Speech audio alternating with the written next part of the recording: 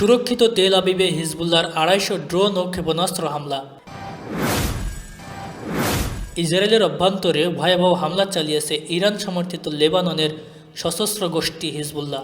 গোষ্ঠীটি এক বিবৃতিতে বলেছে, তারা প্রথমবারের মতো দক্ষিণ ইসরায়েলের আশদদ নৌঘাটিতে এক ঝাঁক ড্রোন সহ বিমান হামলা শুরু করেছে। পরে আরেক বিবৃতিতে তারা জানায়, তেল আবিবের এক সামরিক লক্ষ্যবস্তুতে উন্নত ক্ষেপণাস্ত্রের ব্যারেজ এবং ড্রোন হামলা চালানো হয়েছে। এএফপির সাথে যোগাযোগ করা হলে ইসরায়েলি সামরিক বাহিনী নির্দিষ্ট হামলার দাবির বিষয়ে মন্তব্য করেনি।